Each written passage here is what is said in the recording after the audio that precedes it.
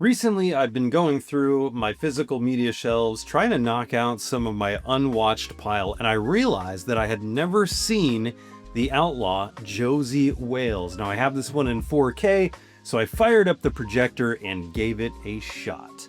I am Jason Kleberg, this is Force 5, and today I'm going to give you 5 reasons you might want to check out the Outlaw Josey Wales. Reason number 5. This film feels like a change in perspective of the American Western, and it's cool to see how that came to life. Many people associate Clint Eastwood with Westerns, and rightfully so. He's been in some of the best Westerns ever made, but you have to realize that by the late 70s, Westerns were kind of like box office kryptonite. Audiences had moved on from Westerns and went toward cop films and gangster movies. And Eastwood himself hadn't done a Western since 1972, but this one feels like it perfectly married the sensibilities of the American John Wayne Westerns with your beautiful cinematography and Eastwood's Italian spaghetti Westerns with the insanity and the bloodshed that you saw in Italy.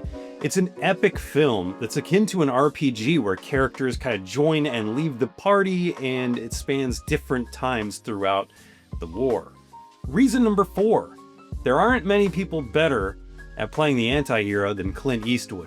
Here he plays Josey Wales, a farmer who comes back from plowing the fields one day to find his house on fire, his wife has been taken, and his child has been killed. It's a harrowing opening, directed with quick, frenetic cuts that really put you in the shoes of a confused and then beaten Wales. When a gang of rebels tells him that they're gonna go hunt the Redlegs, the pro-Union Kansas Jayhawkers responsible for his family's deaths, Wales jumps at the chance to join them. His journey takes him all over the Midwest as he dodges the Redlegs and bounty hunters in a bid to finally find peace. There's a lot of humanity to the story, and what starts as a simple revenge film evolves toward more of a found family, and that was really charming. Reason number 3. Now this is specific to the 4K disc, but it looks and sounds amazing.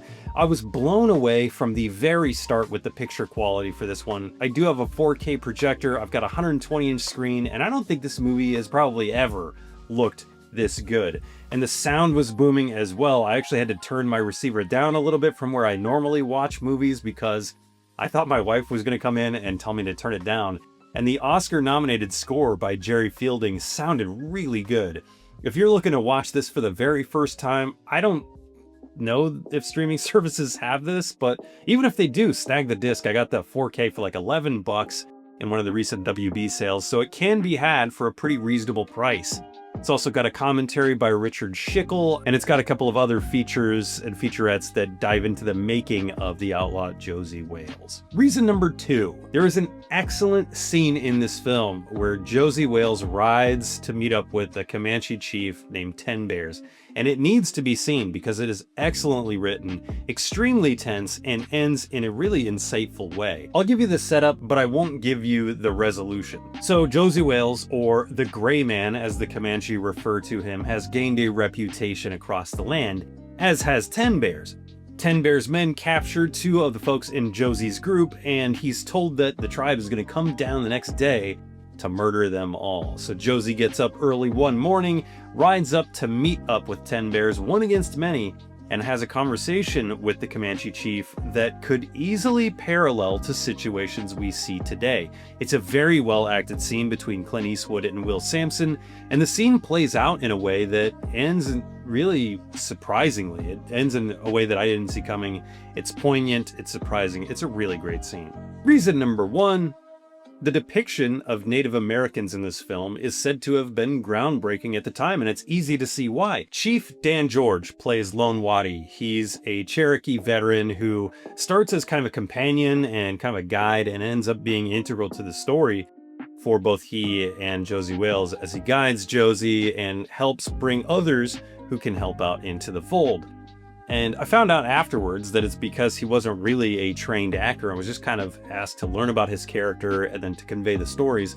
And it helped because the character felt really earnest. He's also pretty funny. He brought a well-needed levity to a lot of situations. And he's not the only one. Another person named Little Moonlight is part of the crew, played by Navajo Geraldine Kearns, who speaks most, if not all, of her dialogue in Navajo.